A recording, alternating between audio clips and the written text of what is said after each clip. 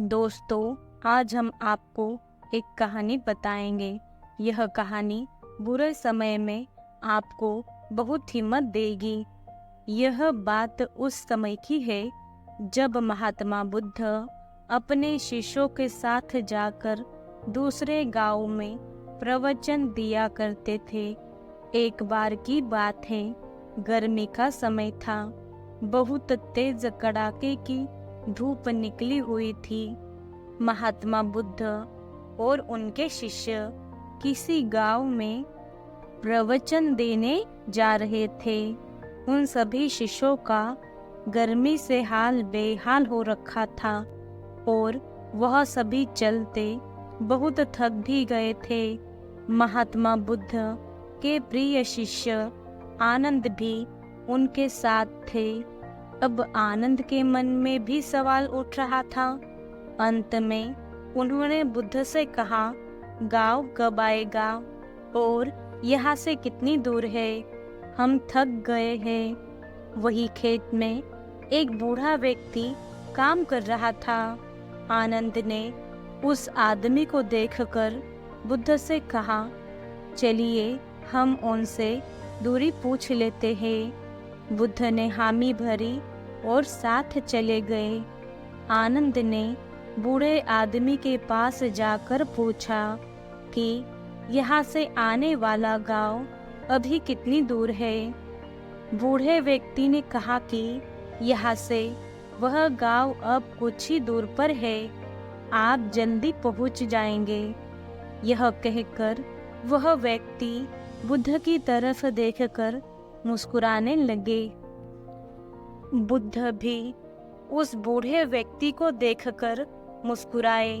आनंद को यह समझ नहीं आया कि वह लोग क्यों मुस्कुरा रहे हैं, इसका कारण क्या है। मैंने भी ऐसी कोई बात नहीं की जो यह लोग मुस्कुराए। आनंद के मन में यह सवाल अभी था ही कि वह लोग आगे निकल गए। आगे जाने के बाद जब फिर से गांव नहीं आया, तब आनंद के मन में फिर से यह सवाल आने लगा कि उस बुजुर्ग के द्वारा बताए गए रास्ते के अनुसार भी गांव नहीं आया। फिर रास्ते में आनंद को एक और महात्मा मिल गए। आनंद ने उस महात्मा से फिर वही सवाल पूछा कि आगे आने वाला गांव और कितना दूर है। महात्मा ने कहा कि ज्यादा दूर नहीं है, बस 2-4 किलोमीटर ही दूर है। यह सुनकर आनंद ने मन ही मन सोचा कि अब तो पहुंच ही जाएंगे, पास में ही है। और फिर तभी दोबारा से महात्मा बुद्ध रास्ते में मिले। महात्मा को देखकर थोड़ा मुस्कुरा देते हैं और महात्मा भी गौतम बुद्ध को देखकर थोड़ा मुस्कुराने लगे। और फिर से एक बार आनंद के दिमाग में सवाल उठने लगता है कि आखिर दोनों के आपस में मुस्कुराने का आखिर कारण क्या है। परंतु वह लोग आगे बढ़ने लगे। काफी आगे आने के बाद भी गांव नहीं आया था। अब आनंद ने एक बूढ़ी माता से फिर पूछा, गांव कितनी दूर है? बूढ़ी माता ने कहा कि बस कुछ कदम दूरी शेष है, आप गांव पहुंच ही गए हो। और एक बार फिर से वह बूढ़ी औरत और बुद्ध एक दूसरे को देखकर मुस्कुराने लगे। आनंद ने फिर यह सब देखा, लेकिन वह उस समय कुछ न कहकर आगे बढ़ गया। अब भी गांव आने में समय था। आनंद के सब्र का बांध टूटने लगा था।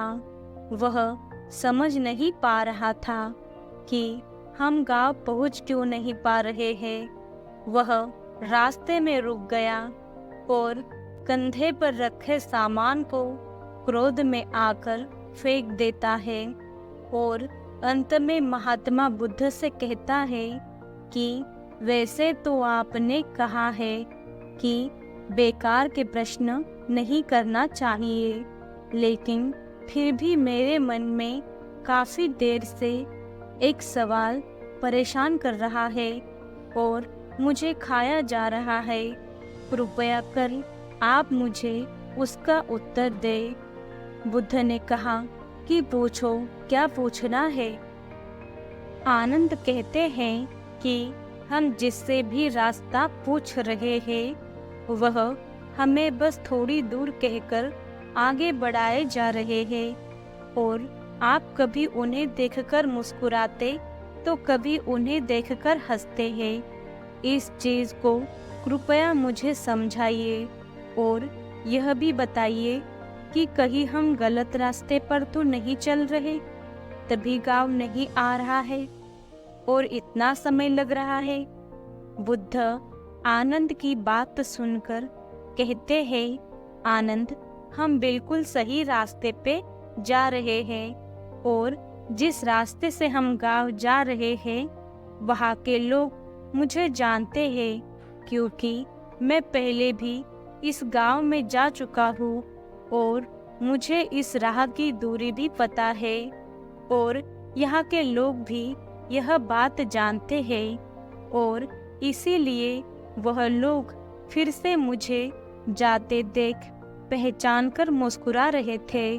और जिस तरह हम लोगों को उनके लक्ष्य प्राप्ति के लिए उन्हें उपदेश देते हैं और उन्हें अपने जीवन के पथ पर सफलता हेतु निरंतर चलने को प्रेरित करते हैं, ठीक बिल्कुल उसी तरह राह में मिले हर एक व्यक्ति हमें हमारे कार्य पथ, हमारे मंजिल की ओर निरंतर बढ़ते रहने का उपदेश और राह देते गया है, ताकि हम अपनी मंजिल तक पहुंच सकें। बुद्ध की यह बात सुनकर आनंद मुस्कुरा उठे और सभी एक बार फिर से गांव के लिए निकल गए और कुछ समय बाद वह लोग वहां पहुंच जाते हैं। अंत दोस्तों, जिस तरह बुद्ध और उनके शिष्यों को रास्ते में कई लोग मिलते हैं जो उन्हें मार्ग पर जाने के लिए प्रेरित करते हैं, ठीक उसी प्रकार हमारे जीवन में भी हमें किसी न किसी रूप में प्रेरणाएं मिलती रहती है। बस फर्क यह है कि हम उसे पहचान पाते हैं या नहीं। हमेशा याद रखें दोस्तों, जीवन में आगे बढ़ने के लिए अवसर हर किसी को मिलता है। यह हमारे ऊपर है कि हम उस अवसर को पहचान कर आगे बढ़ जाए और हाथ आए मौके को हाथ से जाने नहीं दे, और साथ ही हमेशा अपने मंजिल के प्रति धैर्य बनाकर रखे।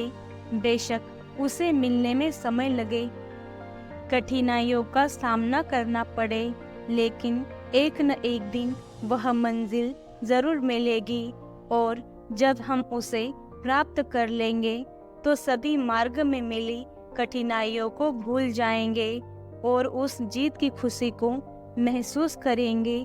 इसीलिए धैर्य और शांति बनाए रखें। यह सफलता की सबसे महत्वपूर्ण और बड़ी कुंजी है। Thanks for watching.